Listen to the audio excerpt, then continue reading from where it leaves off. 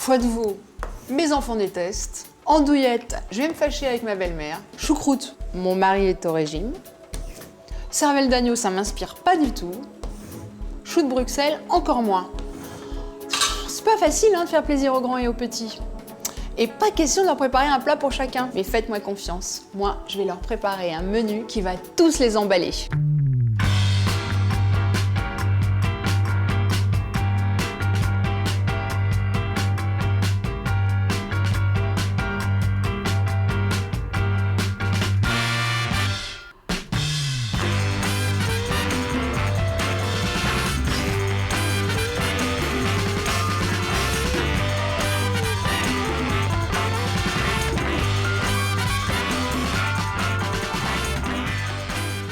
Rôti de veau au lait et aux légumes. Alors je veux bien ouvrir un bureau de réclamation parce que je ne connais personne qui n'aime pas ce plat. Je vais faire revenir mon rôti sur toutes les faces dans une cocotte que j'ai déjà fait chauffer. Et pendant ce temps-là, je vais couper des carottes en rondelles.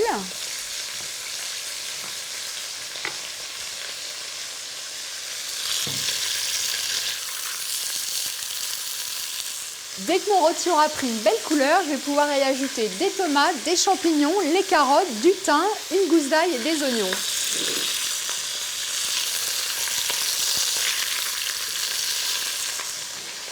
Je vais commencer par les oignons.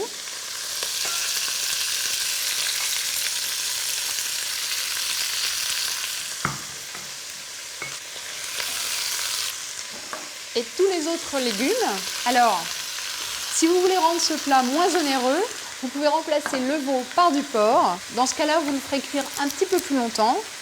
J'ai plus la gousse d'ail, je vais l'écraser.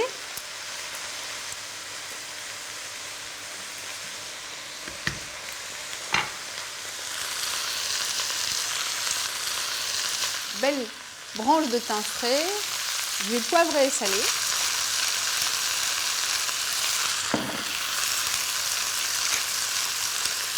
Et c'est là toute l'originalité de ce plat, je vais mouiller avec du lait. Alors si vous avez une belle-mère embêtante, utilisez du lait écrémé. Moi personnellement, je m'entends assez bien avec la mienne, du coup je peux mettre du lait entier. Maintenant du vin.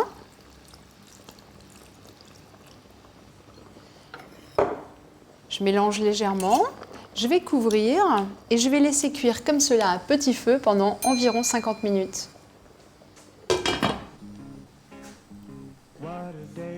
Mon rôti a cuit 50 minutes. Je vais éteindre le feu, je vais ôter le thym. Le jus est bien réduit. Et je vais aussi pouvoir sortir le rôti. Je vais le laisser sur ma planche à découper. Et je vais maintenant pouvoir récupérer ce jus dans mon blender.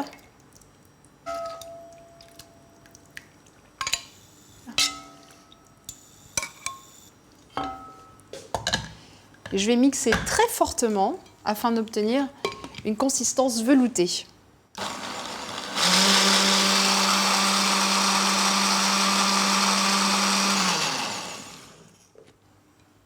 C'est parfait. Je vais maintenant couper mon rôti en tranches. Alors moi personnellement j'aime bien les tranches épaisses. Et comme il a cuit très longtemps, il est très facile à couper. Évitez de mettre la ficelle dans le plat. Donc, je vais la retirer. Et pour servir, je vais verser ma sauce dans le fond d'un plat et je vais poser dedans les tranches de veau qui vont littéralement se noyer dans cette sauce et je servirai le reste en saucière.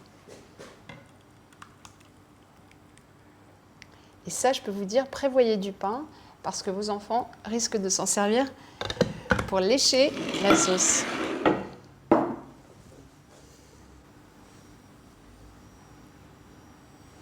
Et on va faire comme les grands chefs. On va décorer l'assiette et surtout essuyer les taches avec un peu de papier absorbant. On va parsemer quelques petits brins de thym. Et voilà, il n'y a plus qu'à déguster. Pour réaliser le rôti de veau au lait et aux légumes, il vous faut un rôti de veau de 1,2 kg, 2 carottes, un oignon, une gousse d'ail, 2 champignons de Paris, une tomate, 40 centilitres de lait, un verre de vin blanc, une branche de thym frais, 2 cuillerées à soupe d'huile d'olive. Risotto aux poires et aux noix. Voilà un risotto bien original et qui, j'espère, va plaire à ma petite famille. Je vais faire chauffer un peu de beurre et un peu d'huile dans une grande casserole. Je vais ajouter un oignon que j'ai déjà haché. Alors en fait, c'est un risotto qui a toujours la même base. On commence toujours pareil. On fait toujours revenir un oignon ou une échalote dans un peu de matière grasse. Et on ajoute du riz jusqu'à ce qu'il devienne translucide. Alors vous pouvez maintenant trouver des tas de sortes de riz différents pour faire des risottos dans toutes les grandes surfaces. Je vais attendre un tout petit peu que mon oignon blondisse un peu plus et j'ajoute le riz d'un coup.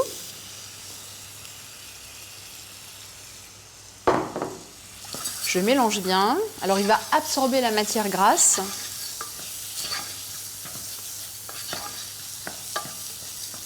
Je vais continuer la cuisson pendant 1 minute.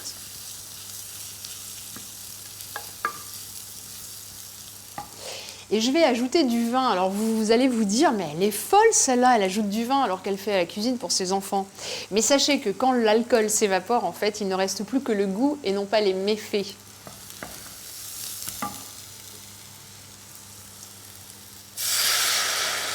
Et ça, je suis sûre que ça va plaire à ma belle-mère. Je mélange toujours. Je vais verser du bouillon, très chaud, important, parce que sinon il va arrêter la cuisson de mon risotto.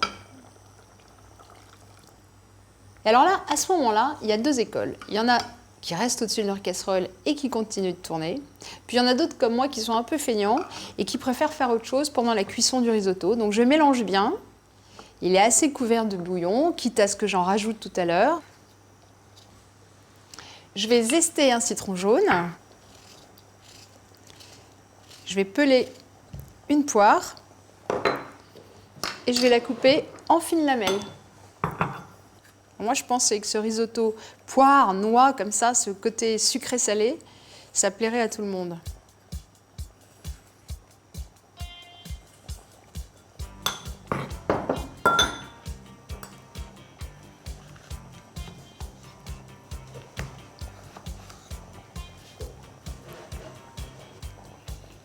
Et je vais citronner les lamelles de poire parce que c'est un fruit qui s'oxyde très vite.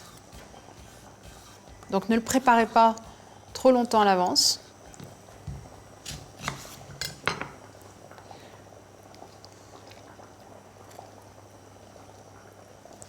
Mon risotto est cuit une quinzaine de minutes. Je vais pouvoir maintenant râper du parmesan. Alors du parmesan frais, n'achetez surtout pas du parmesan déjà râpé. Ça a un goût de savon qui est vraiment très mauvais. Voilà, une bonne râpée de parmesan. Alors si vous avez des gourmands, vous pouvez aussi ajouter une bonne cuillère de crème fraîche. Ça rendra votre risotto encore plus onctueux. Je mélange bien. Et je vais le dresser dans une assiette creuse, bien sûr. Je vais le décorer avec des lamelles de poire. Quelques noix hachées. Et enfin, des zestes de citron. Je suis très fière de mon risotto, je le trouve magnifique. J'espère que ma famille va l'aimer autant que moi. Voilà, c'est terminé. Pour préparer le risotto aux poires et aux noix, il vous faut 300 g de riz arborio ou super fino, 2 poires, 125 g de noix, un oignon, un citron, un verre de vin blanc, 1 litre de bouillon de poulet, 2 cuillerées à soupe d'huile, 25 g de beurre et un petit morceau de parmesan frais. Beignet à la ricotta. Alors ça, je suis sûre que vous allez faire un tabac avec ce dessert. Ricotta, vous savez tout ce que c'est la ricotta évidemment, c'est un fromage italien qui est un fromage frais. Alors si vous pouvez en trouver du fermier, c'est encore mieux, mais en France, c'est vrai que c'est pas facile à trouver. J'ajoute des œufs entiers, du sucre vanillé. Ça, c'est un sucre vanillé bio, délicieux. Je mélange bien.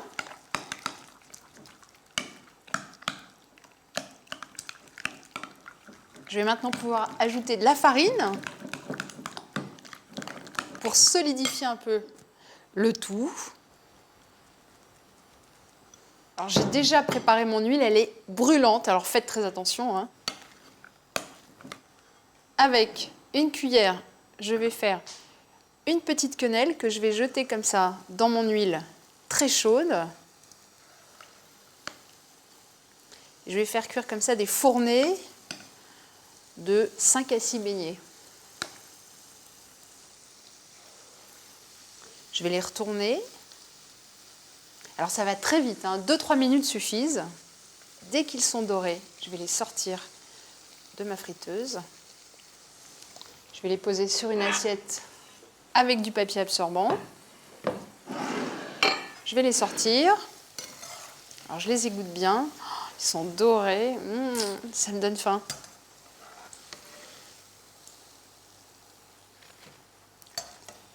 Et je vais faire une autre fournée. Alors toujours le même principe. Avec votre doigt, vous faites glisser un peu de pâte dans la friteuse. Je vais saupoudrer ma première fournée avec du sucre glace. Alors, il y a aussi un truc, si vous voulez vos beignets qu'ils soient saupoudrés partout, vous les glissez dans un sac plastique avec du sucre et vous secouez dans tous les sens. Alors, c'est meilleur tiède. Et pour les très très gourmands, vous pouvez même les napper d'un peu de coulis de chocolat. Je débarrasse la deuxième fournée sur mon plat. Et je vais même garder ce qui reste. Je le ferai demain, pourquoi pas au goûter pour les enfants. Voilà, il n'y aura plus qu'à déguster en famille. Je vais vous dire un truc, moi j'adore ces beignets, c'est un de mes desserts préférés et je suis en train de me dire, et si finalement je ne la portais pas à table et je le gardais dans mon coin? Ça se mange sans fin ça. Voilà, terminé.